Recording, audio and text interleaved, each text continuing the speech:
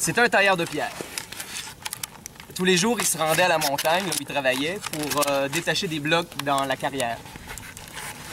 C'était ça son travail, en fait. Il passait ses journées à frapper du marteau sur le minerai pour détacher des blocs de pierre. Toute la journée, il s'éreintait à sa tâche.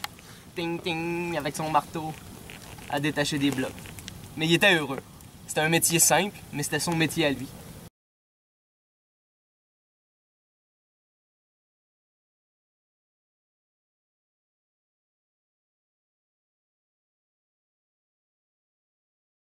À cette époque-là, comme je disais, l'école n'existait toujours pas.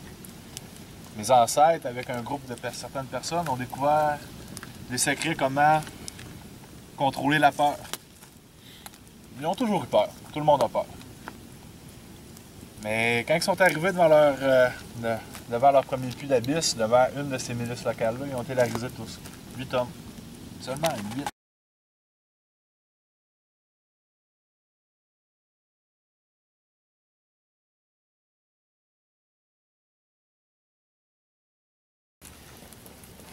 Nous avons sillonné les mers. Tout ce que nous voulions, c'était une nouvelle route. Une nouvelle route pour trouver de nouvelles marchandises, pour vous amener de nouvelles richesses, de nouvelles connaissances, de nouvelles nourritures. Malheureusement, ce n'est pas ce que nous avons trouvé. Nous avons trouvé la mort. Mais c'était ma femme qui portait mon flambeau. Elle alluma cette immonde pieuvre.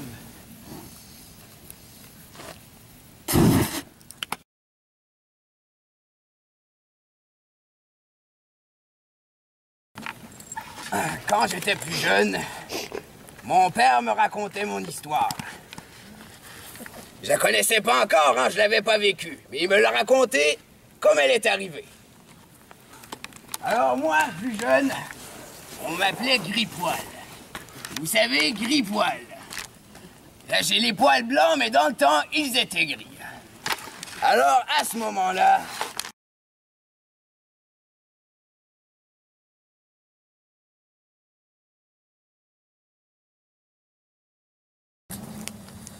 Cette chère Naïli, un jour, est partie à la chasse. Une cinquantaine d'hommes, son grand frère, qui était héritier de Taravorlion, et sa sœur, qui était une runicité. Ils se promenaient dans la forêt, ils chassaient, les éclaireurs les avaient avertis qu'il y avait un kraken dans les environs, mais ça faisait plusieurs heures qu'ils cherchaient et aucune trace. C'était vraiment étrange. Et c'est à ce moment que le pire se produisit.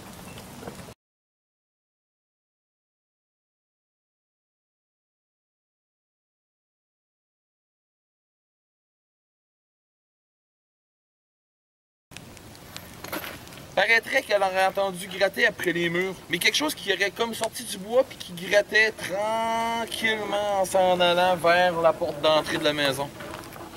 La mère, elle s'est demandé qu'est-ce qu'il y avait là. Ça ressemblait quasiment à une branche qui gratte sur le long de la palissade de la maison. Ça ressemblait à ça. La mère est sortie, on n'a plus jamais revu la mère.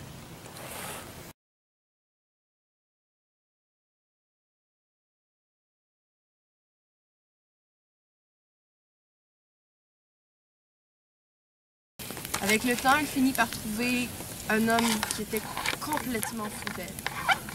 Il l'aimait pas seulement parce qu'elle marchait sur l'eau, parce que dire vrai, jusqu'à un certain moment, il ignorait complètement le pouvoir fabuleux qu'elle possédait. Elle décida donc de lui montrer ce don qu'elle avait. La porta au bord de l'océan et avança lentement, pieds nus, sur l'ombre,